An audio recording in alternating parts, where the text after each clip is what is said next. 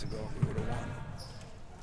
But So they've got some life in them since they've been back a little bit? yeah, we gave them Thursday off, but I mean, as I told my team, I didn't think you have to learn how to suck it up. And we make all the excuses we want, but that's, you think of the Big Ten tournament. It's at the end of the year. And sometimes you got to win 3-4 games to win it. You better be able to do that. You get to the NCAA tournament, you got to do that. I mean, sometimes you could be the play-in game and have 3 games in a weekend. You got to be able to do that. So if nothing else, it was good preparation for us to figure out what we got to do and how you got to do it, and how feeling sorry for yourself or not getting up. I mean, some of the things were probably mental fatigue. A few of them might have been physical fatigue. And some of them was just not knowing how hard you can go. So you better learn that you had more in you, because 2 days later, they had a practice as good as any we've had this year. You don't just recover that fast. It's because, we're not going to put up with it. They didn't want to put up with it, so they got the job. Boo Buie came into the league, I think, the year after you, maybe. And I'm just wondering, like, when you get a guy who's been around, who's had some success against you, who won't be intimidated by environment or anything else like that, how does that impact a game or impact preparation? Well, I think they've kind of turned their team around a little bit. I give Chris a lot of credit. Adish is playing much more under control. Buie is a gunslinger, he's a Brett Favre type guy, and we know that. But where their team has changed is, yes, they've still got some guys that can make shots and take shots, but they're so much better defensively. They're holding opponents down to in the 30s, high 30s field goal, and 30, I think it is, or less from the 3. So they've done an unbelievable job defensively, and I don't think he's getting enough credit for that. Yes, Boo Buie is a phenomenal player, one of the better players in this league, one-on-one, maybe the best player in this league. Adish can do a lot of things too. He's playing a little more point, he's a little more under control, but I think the one thing that nobody's giving credit to is their defense. Their perimeter guys can do a lot, Barry, Adish, and Buie. But right now, defensively, they've been damn good. Is it different? What's caused their defense to improve? Just more emphasis? Or these guys getting a little older? Yeah, I don't know. Age could be one, since all those guys been in the program. They got a little size inside, so maybe they feel they have shot blocking with 2 7-footer, 6'10" guys in there. Maybe put more emphasis on it. Maybe it's just guys get older, more mature, and realize you can't win by just taking jump shots. So I think they've done a great job of defense. If you watch them, it's just better. I don't know why I'm not there. That lesson that you said that they learned out of Notre Dame with the term Big Ten season was that to know that you got to kind of play it out every Yeah, I hope it's critical. I hope they understand it. And I'm still not being so stupid that I don't think anybody could have played a schedule like we played, with the travel we played, with the injuries we had. I mean, it was 3 different issues.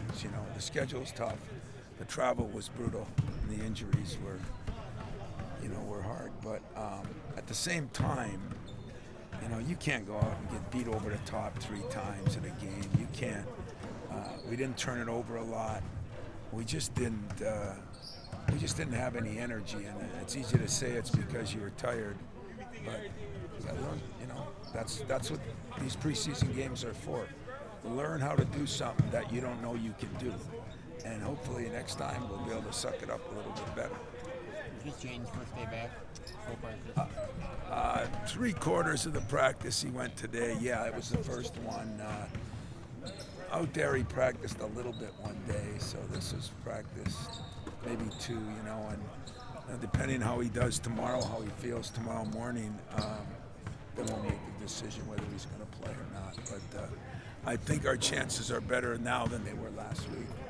But it just depends, It's he's a little leery, as you can imagine. When it happens once, it's one thing. When it happens a second time, I think mentally you're a little bit leery. I mean, he's a tough kid.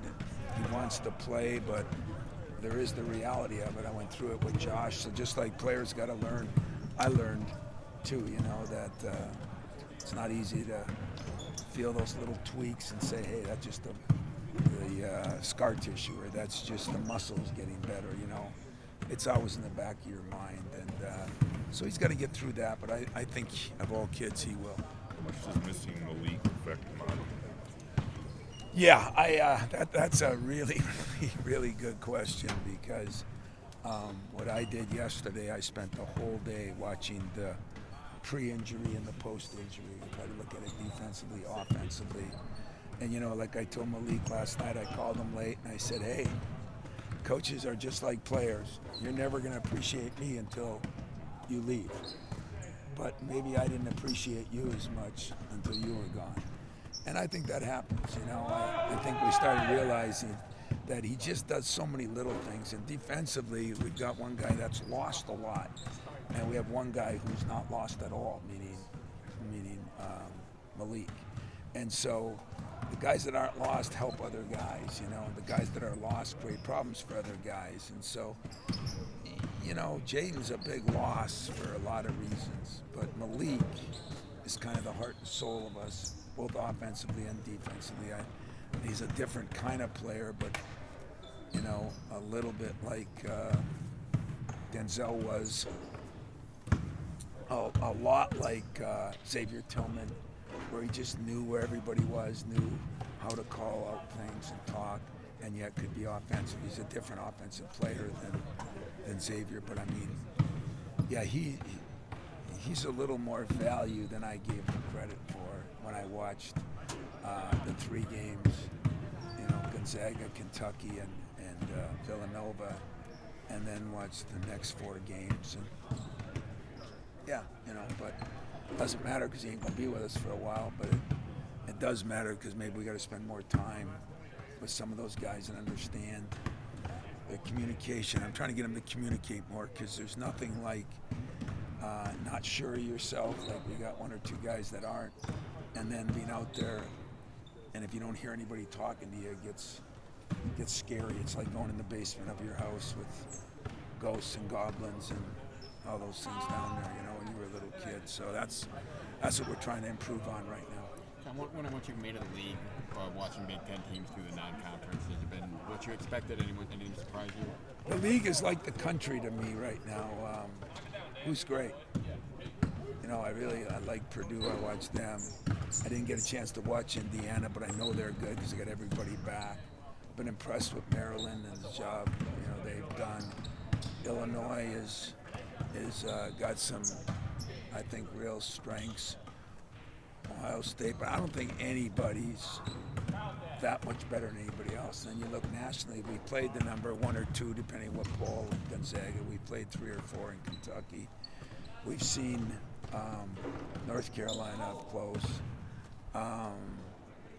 Who else did we watched Baylor, we watched Virginia. I think there's a lot of good teams. I don't think anybody's great right now. And it could be one of those years like 2010. It could be one of those years like that's why I thought we should have won it in 13 or 14 whenever Harris was here. You know, it was just one of those years where I don't think there's an elite team out there.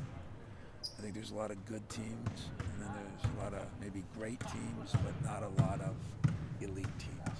Those last 4 games for both Pierre and the freshmen, how critical has it been in terms of development? Well, it's going to be critical in the long run. It was difficult in the short run at times. You know, I mean, I pick on Pierre so everybody can know I pick on Pierre because I think he's got a chance to be a hell of a player. I mean, I look at him a lot like I did. He's a better Morris Peterson at this age, you know, and that's a long time ago, but the similarities, you know, remember when Morris broke his hand, for those of you that were around, that's the first time he started playing defense. And I don't know, maybe I'll break his hand. I don't think I should do that, and if I say that publicly, I guess I'd get killed. But my point is, he's got to put emphasis, because it's not women's basketball of the 50s or whenever it was in Iowa where they played one end, you know, 3-on-3. I'll tell you what, I'd bet on Pierre there. He'd be the best player in the world. And and he knows it, but it's a matter of focusing in and doing something about it because he's good enough to do it. Now, I think playing the number of minutes he's had to play in those short times hurts him a lot. In fairness, we have no choice on that. So, it's not all his fault, but if he gets better defensively, he's going to be a hell of a player. He looks like he's taking coaching well. He's got his knees bent. He's alert. A little more alert than he was. He's a great kid, great family. Dad's a coach. Mom's kind of a coach. It's been great. That part is great. But he was thrown in. Everybody. The old watch what you wish for. I want to play more. Okay. Now you're playing more. I want to play a lot more. Okay. Now you're playing a lot more. There goes a responsibility with that, and the responsibility is you better be in the best shape of your life. And so things maybe that you didn't do as well early, you don't get away with now, and people go at you.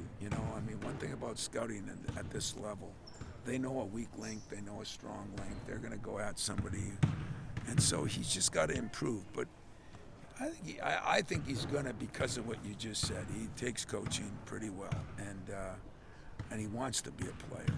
And so I got faith that he's going to, but to answer your question, the experience those guys are getting is going to be worth a lot because everybody wears down as the Big Ten season goes. And I think we're going to have, where we were probably going to have little depth, now I think we're going to have pretty good depth if some of those guys are coming off the bench that are playing now. Were you using Cooper some of the 4 too? Yeah, we did. It was by necessity. A red shirt. Yeah, think of him, and we're chewing him out too because he's got so much stuff to do. But going from maybe redshirting to playing center, now to play power forward and learn all those things, man, that's a job, But I really, we like the kid a lot, and yet we just don't have time. Where it's hard for a parent, for media, it'd be nice if we could just kind of let him go along gradually. We got games to win, so we have to try to speed the process up because of the situation we're in with injuries, and that's not good right now. And I think it's gonna be good for our future. It's probably not great for them right now, but I think it's gonna be great for them for their future. And I'm always a big picture guy in that. The 2 kids on the football team, have they talked to you at all? Yeah, I talked to Keon a little bit. I'm going to talk to Mel. Keon's got that hip thing that he had towards the end of the year, so we told him to take a little time off. But I think Malik, wants to play, but I think a different position than Keon, both in basketball and in football. And I think he, harder to play 2 sports at his position than it is Keon. So I've talked to Malik a little bit. The next thing will be to talk to Mel, but I knew I wasn't going to do anything now because of Keon's injury. Or not, he's not injured, but he's just rehabbing that thing a little bit. So probably by the end of the week, Mel and I will talk, and maybe next week we can bring him aboard, or the week after. We'll see. Plus, they're not totally done yet, are they? Officially? Buffalo won today, so I think They're done. Is that official? It's pretty much. Yeah, and that was the other thing. We're definitely not doing anything to interfere with football. Not doing it. I know if I told Mel, hey, I lost 3 guards in practice, I need Keon, I know he'd give them to me. But I also want to do what's best in order, what's best for Keon, because he's got a future in football for sure. What's best for Mel Tucker and the football program second, and then we'll take the scraps. What's best for us will be third. I know it's a little farther out, but just when you were talking about those young guys and getting into some coaching, that gap that you have, obviously you got 2 Big Ten games before that, but it seems like that gap's going to be a critical teaching. Critical. As Christmas usually is, the problem is we don't get as much Christmas as we used to, but we are going to have some time there because of the number of games we had to play, just because of the way the Big Ten tournament, the Gavitt games, everything was all in that period of time in November, So we are going to get a little time in there. Now we do have finals in there, but I think we'll get some time to really work on us and hopefully by then Jaden will be back 90%. You know, no matter what, it's going to take him a couple weeks. And you know, I don't expect Malik back till Christmas. You know, or around there. So. It'll be a good time, though, for everybody. Of all the guys that'll pick up things, Malik will be the best of them because he picks up everything. But, you know, slow down help with the guy so he's not trying to rush back for whatever game. you know, we're going to be smart with him, but he's been fun on the bench. He's really grown a lot as a coach. I mean, he says stuff in huddles and says stuff in the locker room that's really, really good. And I told him last night, I called him when I figured out that you're going to miss me someday, Malik, but I'm going to miss you right now. You know, when I figured that out, I told him that he's got to keep doing that because it's going to make him a better player. You see things from the bench or you see things from somewhere else when you're not playing a lot better than you see when you are playing. And he's been able to help some guys with that. And all that being said, you know, Hauser has still, I mean, practiced and played. He's been unbelievable. So that's encouraging. I mean, he can play through a sprained ankle. He can do things that I don't think he did as good a job of last year. And he's kind of on a mission himself, and it's been really, really positive for us. If I, you know, going to still get AJ going a little bit. And Tyson had a bad game, but he's had a pretty good couple of weeks up until then. And so, you know, you're going to see a different Northwestern Penn State team than you've seen. These two games, I mean, Penn State is playing really well, and they, you know, that's down the road. But Northwestern, with those four guys back, that Buran kid, you know, at 6'10", is a lot like Joey. And those three guards now, I mean, they got two seniors and a junior. The Barry kid is as good a shooter in this league, you know. So it'll be interesting. But we know we got our work cut out because we're still not. You know, we're not going to be 100% back from everything when you think about, you know, what we've done. It's going to take a while. All right, guys. Thanks, guys.